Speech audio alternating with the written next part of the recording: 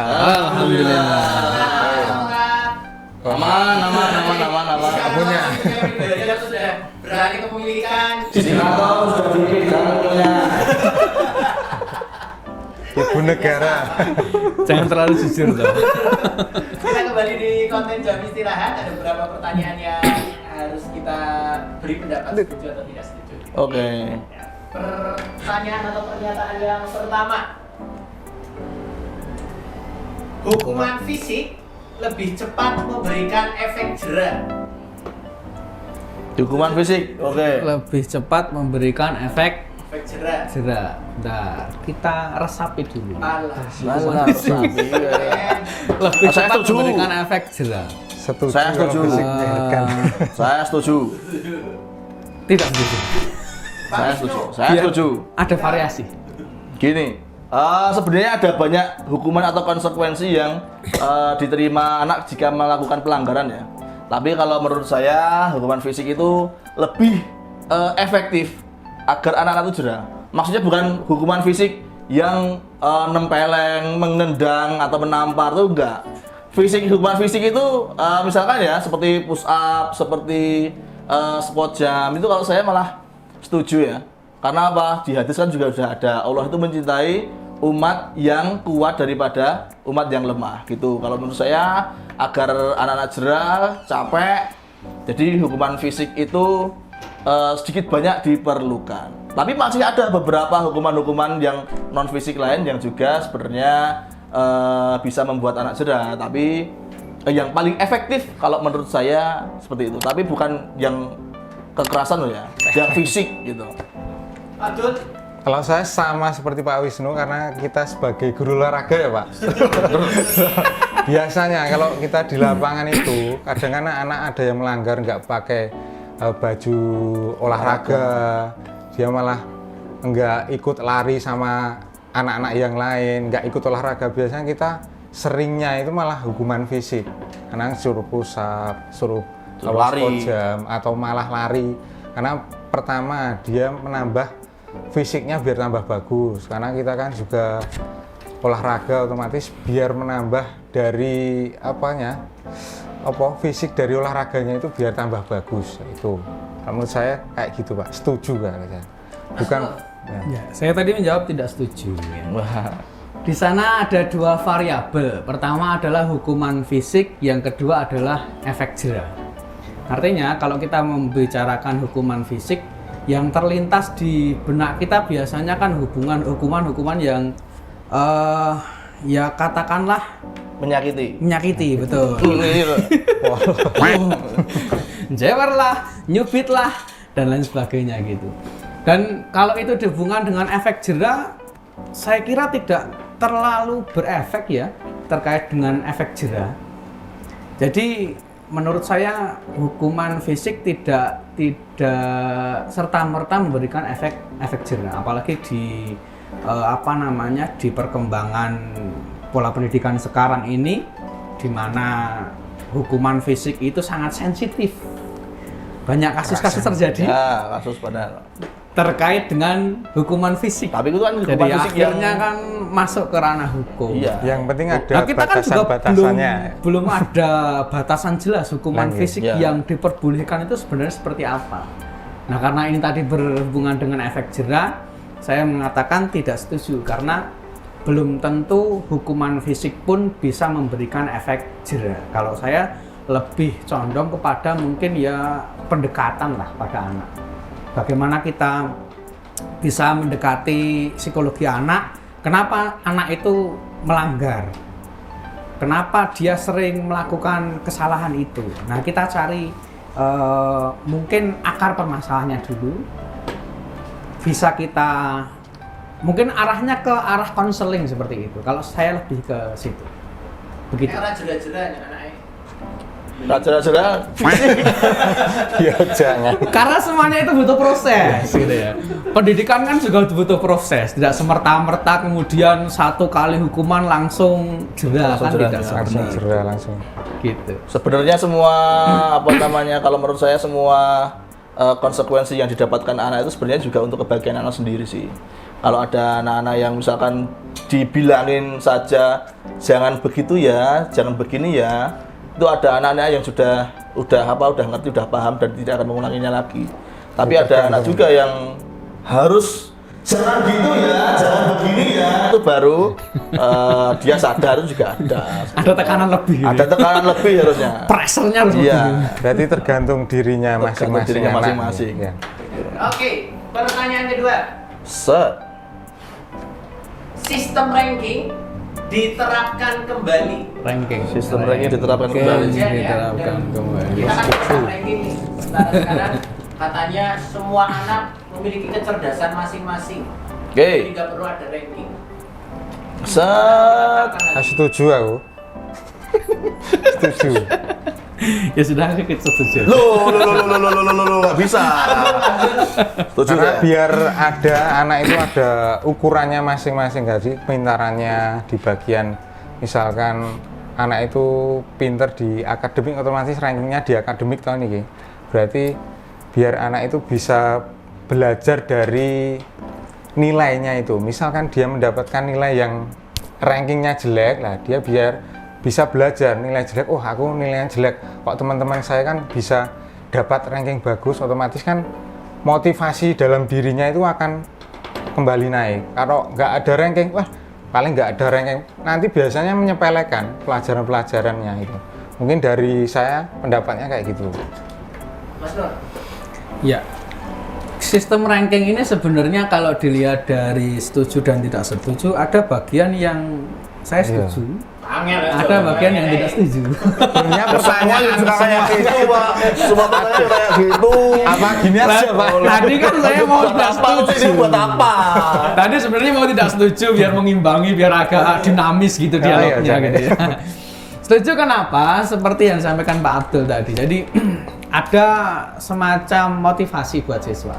Ketika siswa tahu saya itu capaian saya sampai mana ya, itu kan bisa dilihat dari ranking salah satunya ya.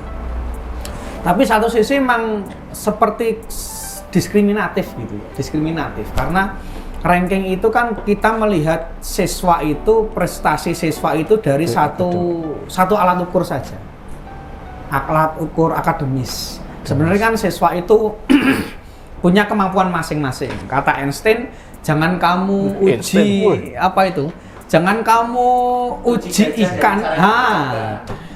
Jangan kamu uji ikan dengan cara seperti cara menguji monyet untuk memanjat pohon misalnya, seperti itu. Artinya semua anak itu punya kemampuan masing-masing. Tapi sistem ranking saya kira tetap relevan, tetap perlu karena anak-anak akan termotivasi, dia juga akan tahu sejauh mana kemampuannya. Satu sisi orang tua juga lebih mudah memantau sejauh mana perkembangan anak ketika orang tua itu mempercayakan anak pada sekolah atau apa namanya tempat pendidikan gitu. Jadi jawaban saya seperti itu. Pak Isnu. Sebenarnya sistem ranking ini seperti pedang bermata dua. Jadi bisa menyakiti keduanya ya. Kalau setuju tersakiti, kalau tidak setuju tersakiti. Jadi itu. Yang pertama misalkan untuk sistem ranking ya, seperti Pak Abdul dan Pak Nur tadi untuk memotivasi juga bisa. Tapi ada beberapa misalkan ranking itu seperti kasta ya, kasta.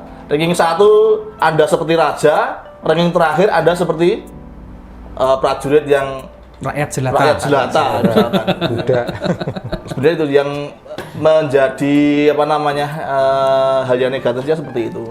Tapi ya itu yang positifnya tadi saya setuju dengan bapak-bapak berdua ini untuk memotivasi anak gitu sebenarnya.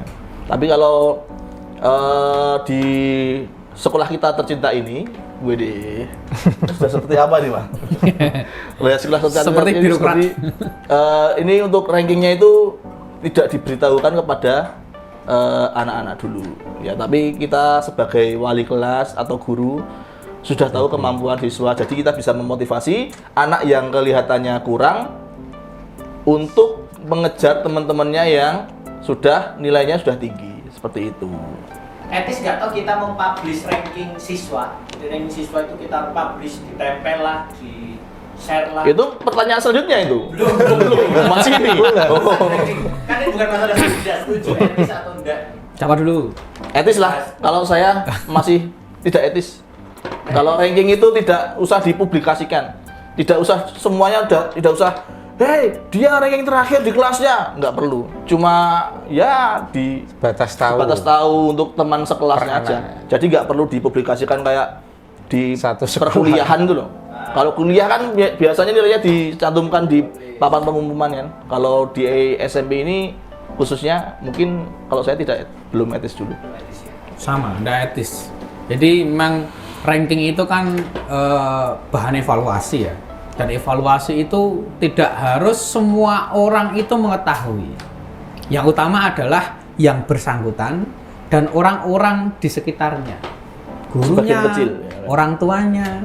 Yang itu yang terkait dengan belajar anak ini. Orang tua perlu tahu itu untuk membantu si anak. Guru perlu tahu itu untuk membantu Motivasi, belajar ya. si anak juga. Seperti itu.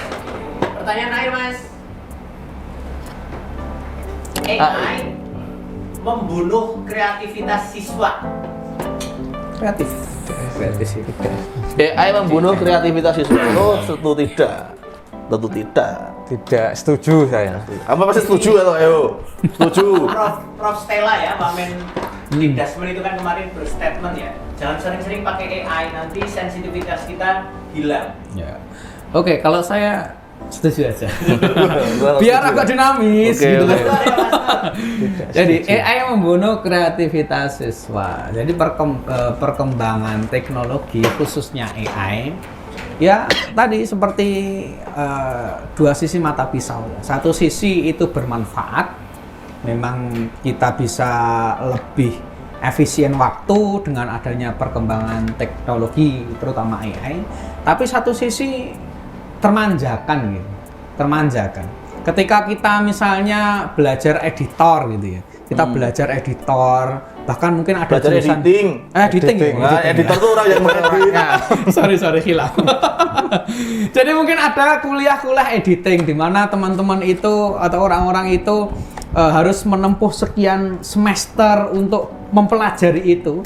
Ketika AI datang, hanya dalam hitungan berapa ya, detik atau menit itu bisa dilakukan dan hasilnya pun ya hampir sempurna. ya Bagus. hampir mendekati lah, bisa bersaing seperti itu. Artinya ketika AI membunuh kreativitas siswa itu saya ada sisi setujunya. Kenapa?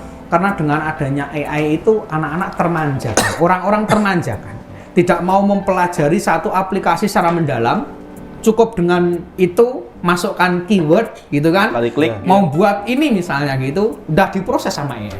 Lah terus orangnya ngapain?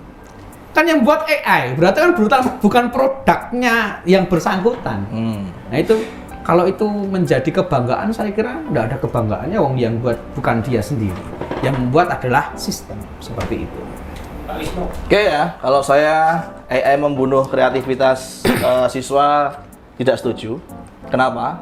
Karena ini malah menjadi batu loncatan siswa untuk berkompetisi dengan AI. Ya, artinya siswa ini nanti bisa mempelajari, misalkan jadi programmer yang handal kan, yang malah bisa mengalahkan AI itu sendiri, ya kan?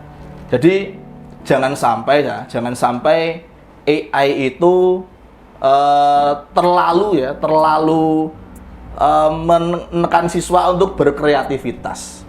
Kalau saya bisa kok sebenarnya kita itu belajar editing untuk mengalahkan AI itu sebenarnya bisa. Berarti- hanya anak-anak yang malas saja yang menggunakan AI untuk editing. Human behind the gun itu. Iya.